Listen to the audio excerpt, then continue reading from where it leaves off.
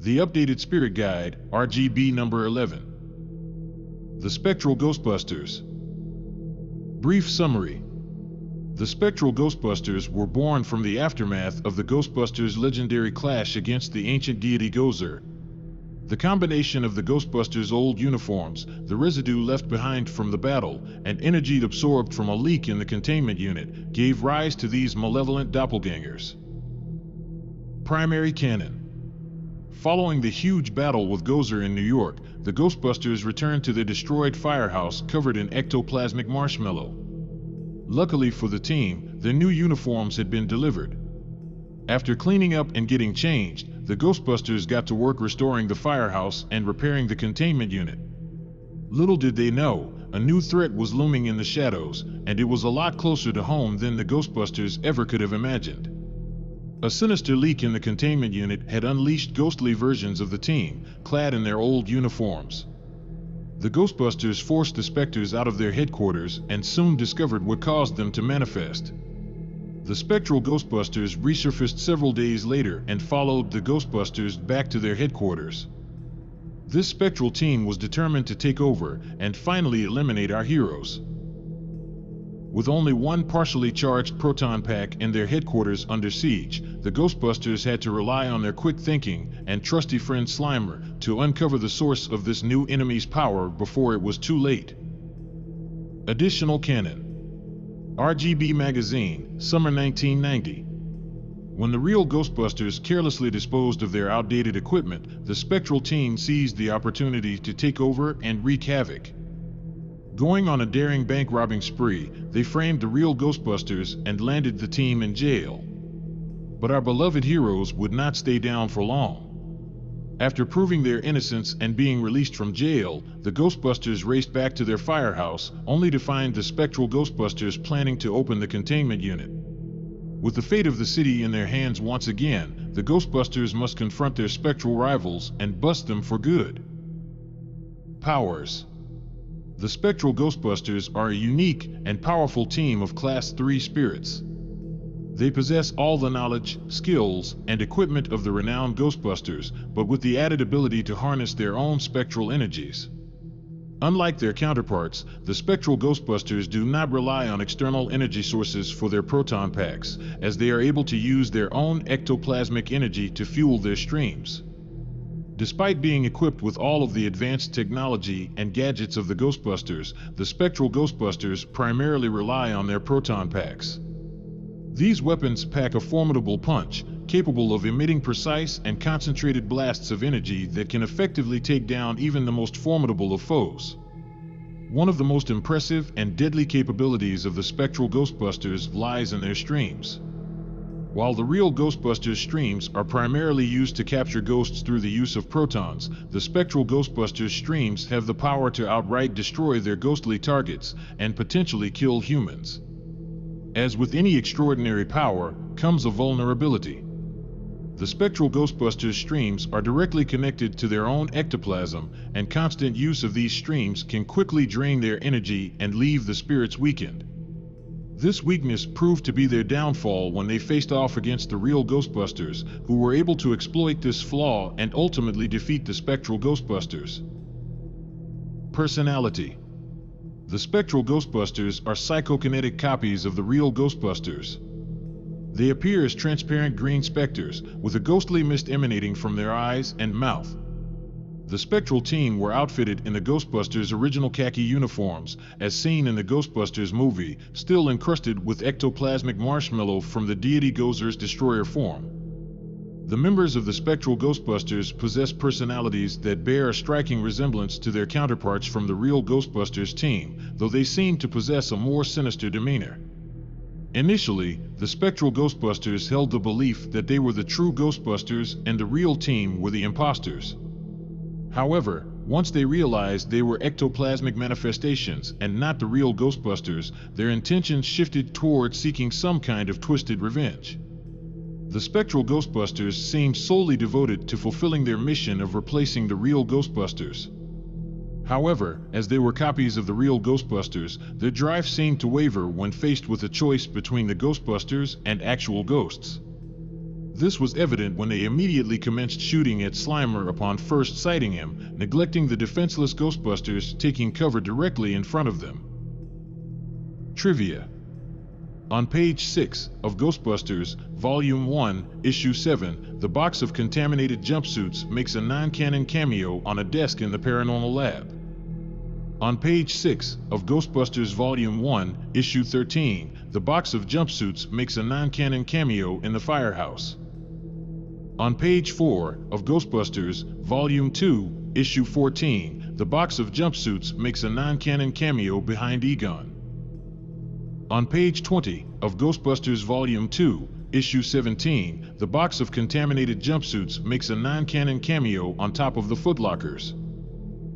Cover B of Ghostbusters Crossing Over, Issue 3, is a nod to when the Spectral Ghostbusters marched into the firehouse in the Real Ghostbusters episode, Citizen Ghost. Citizen Human is a fanfiction told from the perspective of the Spectral Ghostbusters. It can be found on fanfiction.net. The Real Ghostbusters episode, Citizen Ghost, acts as a direct link between the Real Ghostbusters animated series and the live-action Ghostbusters movie. Episode Summary. The episode opened with a picturesque view of the iconic Ghostbusters firehouse, basking in the warm rays of the New York sun.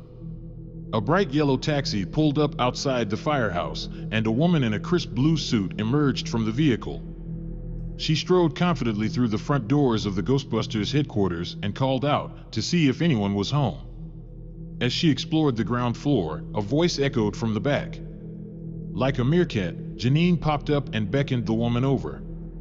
As the woman approached, she introduced herself and then exclaimed that this must be the famous Janine Melnitz. With a touch of humor, Janine replied that while she may be the famous Janine Melnitz, she'd much rather be Meryl Streep. The woman was Cynthia Crawford, a renowned reporter with UBN News, and she was here to do an interview with Peter for a story. Janine told the reporter that Peter was expecting her, but as Cynthia began to make her way upstairs, Janine quickly stopped her. Janine informed the reporter that she would have to wait a moment and then began to count down from 30. Cynthia was confused and wondered if Janine was joking. She then informed Janine that she wasn't sure what was happening, but she was going upstairs. As Cynthia's words came to a close, Janine gestured towards the stairs and a deafening explosion echoed throughout the firehouse, causing the whole place to rumble. Janine then told Cynthia that she was now free to make her way upstairs, and Cynthia cautiously made her way up. Upstairs, the Ghostbusters were working on a new invention. Peter joked that they had just taken out Bayonne, and perhaps they could aim for the Bronx next. Ray was unimpressed with Peter's comment. He reminded Peter that he was born in the Bronx Lebanon Hospital Center, but Peter jokingly replied that that was a good enough reason to flatten the whole area. As the team were discussing the new invention, Cynthia came up the stairs and popped her head around the door before introducing herself again. As Cynthia entered the room and approached the team, she exclaimed that this must be the famous Dr. Peter Venkman. Peter playfully responded that although he may be the renowned Dr. Venkman, he would much rather be Robert Redford. Cynthia interrupted Peter before he could finish his quip. She rolled her eyes and told him she had already heard it, before suggesting they find a quieter place to conduct the interview. Cynthia followed Peter out of the room as he waved goodbye to his team while announcing that his public awaited. Downstairs, Cynthia set up a recorder on the desk of the back office before asking Peter to tell her about the Ghostbusters. As soon as Peter started speaking, Slimer appeared, floating into view while cheerfully waving at Cynthia. Cynthia asked Peter if it was strange for a team of Ghostbusters to have an actual ghost living with them. In a jovial tone, Peter said that it may be strange, or weird, or eccentric, or maybe even a little sick, but there was a good reason, before he began delving into his memories. After successfully defeating the Stay Puft Marshmallow Man and banishing the ancient deity Gozer back to its own dimension, the Ghostbusters were hailed as heroes for saving the city. But as the team stood at the entrance of the firehouse, they were met with a devastating sight. The once great building now lay in ruins, a result of the Containment Unit being shut off by Walter Peck and the EPA. This careless action had unleashed a massive explosion, setting all the spirits free and blasting a huge hole in the Ghostbusters firehouse. Winston declared that the firehouse was beyond repair, but Ray interjected with a solution. He thought they could renovate it, even better than before. The rest of the team huffed at the idea of discussing it any further without getting some much-needed rest. Egon, however, was quick to remind them about the urgent need to fix the containment unit, and a collective groan echoed through the team. Peter asked if there were any additional tasks that needed to be added to the list, with a hint of sarcasm. In response, Egon stated that they still needed to dispose of the contaminated uniforms, which had been drenched in ectoplasmic energy. According to Egon, the uniforms had absorbed a frightening amount of psychokinetic energy and would need to be destroyed as soon as possible. Luckily, Janine overheard and called over from her desk, informing the team that their new uniforms had been delivered just before the Environmental Protection Agency had arrived. The team quickly changed out of their soiled uniforms and into the new ones, tossing the old marshmallow-covered jumpsuits into a box in the basement. The next day, Egon and Peter were finishing up the repairs on the containment unit. Egon called out various components, and Peter would confirm the component was working by saying check. Egon had noticed Peter's growing complacency and called out, "Trans-warp drive." Without a second thought, Peter responded with a confident, "Check." Egon reminded Peter that the containment unit didn't have a trans-warp drive. Peter replied that if they didn't have a trans-warp drive, then it couldn't not be working, so it checked out, right? Egon paused for a second, before telling Peter that the repairs on the containment unit were complete, and he wouldn't be talking to him for at least a week, as it wasn't good for him. As Egon left the basement, he reminded Peter to destroy the old marshmallow-covered uniforms as soon as possible. Peter assured Egon that he would do so, before lazily kicking the box under the containment unit and following Egon back upstairs. Unbeknownst to the pair, a tiny crack in the unit had gone unnoticed. Without realizing it, Peter had kicked the box of uniforms directly under the crack, and they began steadily absorbing the leaking energy. Over the course of the week, the Ghostbusters worked hard and diligently restored their firehouse back to its original state. After a long period of chaos, everything had returned to its rightful place, and to mark the occasion, Ray had put together a lavish meal for everyone. He lifted his glass and offered a heartfelt toast to the city, the firehouse, and his beloved team, the Real Ghostbusters. Ray carefully lifted the gleaming silver bell from the tray, unveiling a magnificent roast chicken that was still steaming from its time in the oven. Without warning, Slimer violently burst through the wall of the firehouse, catching the Ghostbusters by surprise. This notorious ghost was far from being on friendly terms with the team, as their only previous encounter had been at the infamous Sedgwick Hotel, as depicted in the iconic Ghostbusters movie. The team frantically ducked for cover to avoid being slimed, while Slimer swiftly snatched up the roast chicken, along with a side of corn and potatoes. Peter was fuming with anger as he was faced with Slimer.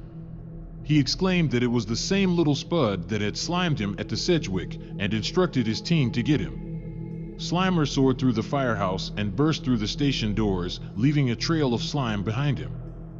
However, to his dismay, he realized too late that the food he had grabbed hadn't made it through the doors with him. Instead, it was laying in a heap on the firehouse floor. As his stomach grumbled with hunger, Slimer darted back through the station doors, eagerly snatching up his ill-gotten meal. Without hesitation, the Ghostbusters swiftly grabbed their proton packs and dragged them on, before racing after the escaping spirit. Peter and Egon unleashed their proton throwers, determined to capture the ghost. Slimer darted and dodged between the streams, finally finding cover in the back of the station. Peter loudly exclaimed that Slimer was hiding under the desk in the back, while Egon held him precariously over the banister. Winston sprinted down the stairs in a desperate attempt to catch the ghost, while Ray quickly slid down the fire pole, approaching the desk from a different angle. Slimer hurried over to the basement door, but struggled to open it, due to the large meal he was still carrying in his arms. With defeat looming, and Ray and Winston quickly closing in, Slimer reluctantly phased through the station floor to escape, leaving the stolen food in a slimy pile on the ground. Winston's disappointment over losing the ghost was evident, but Ray reassured him that he was positive the ghost would return. Egon agreed with Ray, noting that when the containment unit was destroyed, Slimer could have easily escaped alongside the other ghosts. However, he had chose to remain at the station instead. Winston speculated that the ghost's presence was most likely motivated by the free food, but Peter quipped that the ghost was probably seeking revenge on him. Janine offered a more compassionate perspective, suggesting that the ghost may simply be feeling lonely, and the Ghostbusters were the first people to show him any attention. In the following days, the team would continue to catch glimpses of Slimer around the firehouse as he made efforts to befriend them, proving that Janine's theory may have been correct. It was a typical morning in the firehouse. Peter was in the back office reading a book, and Ray and Winston were working on the Ecto-1. The familiar sound of a whistling kettle broke the silence, and without hesitation, Winston went off to prepare fresh coffee for both him and Ray. As Ray was busy working under the Ecto-1, he called for Winston to pass him a screwdriver, not realizing that Winston had already left and gone to the kitchen. Slimer had been observing from a distance and decided to float over. He carefully examined the tray of tools before gently placing a crowbar in Ray's outstretched hand. Ray called out for Winston's attention as he stopped working. He asked why Winston had handed him a crowbar before rolling out on the crawler. Ray was surprised to see Slimer floating in front of him. The ghost had not fled, but instead had waited and waved at Ray while squeezing out a hello. Ray sat up and smiled at the ghost. He told Slimer that with a little bit of training, he could become a top-notch mechanic. Ray thought for a moment, and then he announced that he could probably teach Slimer all kinds of things. He grabbed a pencil off of his tool tray and threw it into the back office, telling Slimer to go and get it. Slimer quickly rushed after the pencil and into the back office before returning with the pencil in hand. Peter popped up from the office and called out to his team that he had spotted the little spud. He exclaimed that he had caught Slimer trying to sneak up on him. As Peter looked around the bottom floor, scanning for the green ghost, all he could see was Ray's legs poking out from under the Ecto-1. He strolled over to Ray and asked him where the ghost had gone, but Ray pretended he couldn't hear him before Peter told him not to worry about it. Slimer had taken refuge under the car with Ray, and once Peter had returned to the back office, Ray exclaimed that they should give the ghost a nickname. He decided to call him Slimer in honor of Peter's sliming at their first meeting. Slimer smiled. He liked living at the firehouse, and he liked his new nickname. Later that night, while the Ghostbusters peacefully slept upstairs, a sinister presence was stirring in the basement. The box of old marshmallow-covered uniforms began to emit a bright glow, and the uniforms began to stir and move as though they were alive. As each jumpsuit slowly made its way across the basement, an eerie sight unfolded. Strange green specters seemed to materialize within them. The ghostly figures took on haunting likenesses of the Ghostbusters, each one wielding an ethereal proton pack and thrower. The Spectral Ghostbusters presumed that they were the spirits of the Real Ghostbusters. They thought they had somehow been ejected from their physical bodies by malevolent spirits, who had then been masquerading as them. They crept upstairs into the bedroom, and were greeted by the sight of the 4 Real Ghostbusters peacefully asleep in bed. Spectral Peter readied his thrower and walked over to Ray, who was fast asleep. He tapped Ray on the shoulder to try and get his attention. Ray rolled over in his bed and mumbled for Peter to let him sleep, only to realize that it wasn't Peter gently tapping his shoulder. Ray's heart raced as he jolted upright, his eyes widening in shock at the sight of the ghostly team. Without hesitation, he urgently called out to wake his fellow Ghostbusters from their slumber. As the rest of the team stirred from their sleep, they were met with the chilling sight of the spectral team standing before them. Ray wasted no time in exclaiming that the Real Ghostbusters were in big trouble. Spectral Peter fired at Ray, who was still in his bed. Luckily, Winston leapt from his own and pulled Ray out of harm's way, narrowly avoiding the ectoplasmic proton stream. Together, the pair raced across the room and swiftly descended the fire pole, escaping danger just in time. The spectral team immediately trained their streams on Peter and Egon, but the 2 Ghostbusters expertly dodged the blasts and swiftly made their way across the room, descending the fire pole behind Ray and Winston. The whole team sprinted towards their lockers, hastily pulling on their equipment in anticipation of the impending showdown with the Spectral Ghostbusters. Just then, Janine appeared at the entrance of the firehouse.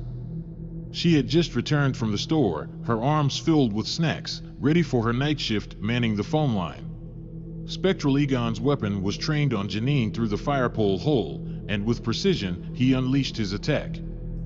Luckily, the real Egon acted quickly, heroically dashing over and grabbing Janine out of the stream's path just in time. The Ghostbusters quickly sought refuge behind their trusty vehicle, the Ecto-1, as a ferocious battle erupted.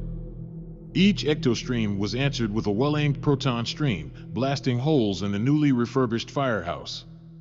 After a short exchange, the Spectral Ghostbusters came to the realization that the battle was unwinnable in their current state and made the decision to retreat.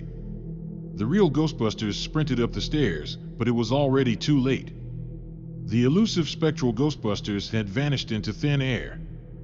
Ray shouted over from the window. He had caught a glimpse of the Spectral Ghostbusters scurrying away down the street. Winston and Peter were just about to pursue the mysterious beings, but were stopped by Egon. He cautioned them against recklessly following without knowing exactly what they were dealing with. Ray expressed concern to his team, informing them that they had just encountered spectral versions of themselves in battle. Egon agreed, before asking Peter about the team's old uniforms. He couldn't understand how the spectral team were wearing them when Peter had supposedly destroyed them. Peter confessed that he hadn't actually gotten around to disposing of the old uniforms just yet, but he assured the rest of the team that they were safely stored in the basement beneath the containment unit. The team quickly ran downstairs to investigate, but upon retrieving the box of old jumpsuits, the Ghostbusters were not surprised to find the uniforms gone and the box completely empty. As the team stood around the empty box, they suddenly noticed the psychokinetic energy leaking from the containment unit. Egon theorized that the combination of the leaking energy from the unit, the ingrained ectoplasm on their old jumpsuits, and their own mental impressions had led to the manifestation of the Spectral Ghostbusters. A couple of days had passed since the incident, and the Ghostbusters were once again out on the job, hot on the trail of a terrifying red ghost. As they quickly raced past a barrier into a deserted street, the team decided to split up, to allow them to cover more ground. As Peter searched the area alone, he caught a glimpse of the red ghost darting into an alley and wasted no time in pursuing it. But as he cautiously made his way down the deserted back street, a sudden burst of ectoplasm narrowly missed him, sending chunks of brick flying across the alley. Peter quickly regained his composure and surveyed the area, determined to find the source of the ghostly ecto-stream. Out of nowhere, a haunting voice reverberated from the rooftop above, claiming that he was the real Dr. Peter Venkman. Without hesitation, Peter fired up his proton thrower and boldly declared to the spectral imposter that there was only enough room in this town for one Peter Venkman. The sinister doppelganger nodded in agreement with the Ghostbuster, calling out that that meant that this Peter would have to be eliminated before it fired another ecto-stream at him. Peter's quick reflexes saved him again as he dodged the blast, avoiding its destructive power and landing on his back against the wall of the alley. The imposter wasted no time and fired again, but Peter was prepared this time. With a flick of his thumb, he activated his proton thrower, intercepting the deadly ecto-stream before it could reach him. Back out in the street, Egon and Winston had successfully wrangled the red ghost with their capture streams and quickly sealed it into a trap. But just as they thought their job was done, the spectral version of Winston appeared on the nearby rooftop, announcing that the Ghostbusters had finally met their match. The spectral version of Egon appeared next to him, issuing a stern warning for Egon and Winston to surrender or suffer the consequences. His proton thrower crackled with supernatural energy as he prepared to attack. Egon and Winston quickly dodged the dangerous ecto-stream and landed on opposite sides of the road, not sure what to do next. Suddenly, Peter appeared out of nowhere, speeding towards the pair in the Ecto-1. As the sound of the vehicle's sirens echoed through the air, the doors of the iconic vehicle swung open and Peter shouted out, urging the pair to get in. Egon and Winston scrambled into the Ecto-1, and Peter slammed his foot down, speeding away before the spectral team could fire again. The The team swiftly grabbed Ray, who was also engaged in a heated battle, with his doppelganger chasing him down the street. The Ghostbusters reconvened at the firehouse, exhausted but determined. They immediately got to work strategizing how to defeat the spectral team they had just faced. While the team huddled in the back office, discussing their next move, the spectral versions of Ray and Winston quietly snuck into the station and crept into the Ghostbusters' vehicle. Without a moment's hesitation, Spectral Winston reversed the vehicle at full speed, crashing through the front doors of the firehouse and leaving the Ecto-1 abandoned in the street. It was an unexpected move for sure, leaving the Ghostbusters stunned and scrambling for their equipment. Unfortunately, Winston reminded the team that all their equipment was still in the back of the Ecto-1, which was now abandoned out in the street. Winston and Peter bravely prepared to run towards the vehicle, desperate to retrieve their proton packs, but Janine quickly called for them to hold. The 4 spectral Ghostbusters suddenly appeared in the doorway, aiming their proton throwers directly at the real team. Ray gestured to Egon, noting that the spare proton pack was propped against the team's lockers just a few feet away. Peter had noticed the pack as well, and thinking quickly, he instructed the rest of the team to take cover in the back office while he would make a break for the spare proton pack. Peter bravely dashed and snatched up the pack, deftly avoiding the imposter's streams before sprinting back towards the back office and effortlessly vaulting over Janine's desk. Ray examined the spare pack's energy level and discovered that it was only half full. Despite the disadvantage, the team had no choice but to make it work. Peter wasted no time in strapping on the proton pack and firing it up, before standing up from behind cover and exchanging blasts with the spectral imposters. As the intense battle ensued, the team realized that with each ecto-stream, the spectral Ghostbusters were slowly weakening. Egon advised the rest of the team that the spectral Ghostbusters were using their own ectoplasm to power their ghostly ecto-streams. Winston theorized that if Peter could keep the spectral doppelgangers firing their streams, they would eventually weaken and possibly even dissipate altogether. As Peter took cover, the Ghostbusters watched in horror as the spectral imposters began steadily making their way into the firehouse, slowly advancing on the team's position. With a sudden burst of bravery, Slimer emerged from his hiding spot and drew the attention of the spectral team, becoming the target of their fire. Slimer weaved through the streams, dodging each blast as he flew around, and Winston's theory was proven correct. The spectral Ghostbusters began to wane and falter, their spectral energy quickly diminishing as they repeatedly fired at the green ghost. In a swift motion, Slimer took cover as Peter popped back up, his proton thrower set to full stream. Without hesitation, he unleashed his stream on the vulnerable spirits, launching them into the street with a powerful surge of protons.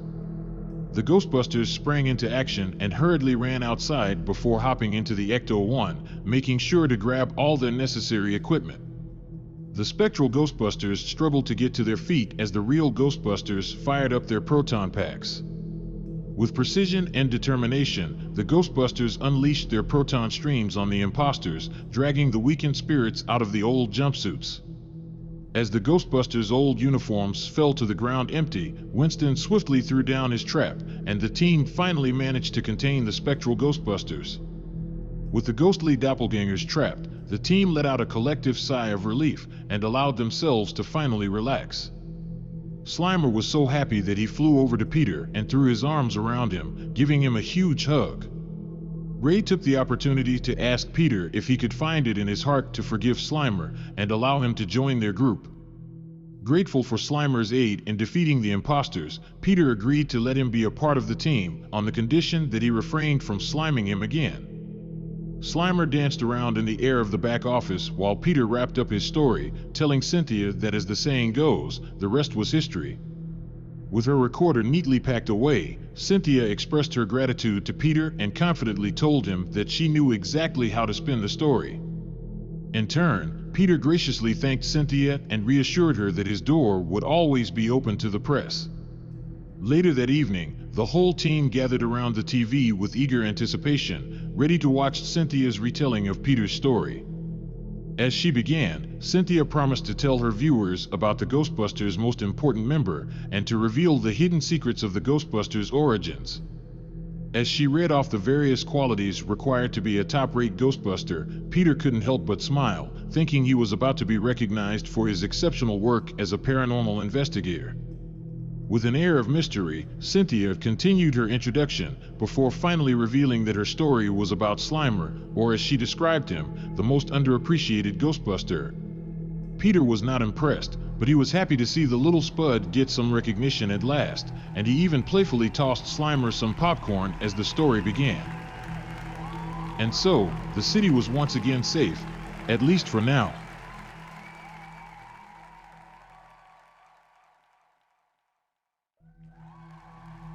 Thank you so much for your time today. We appreciate every one of you.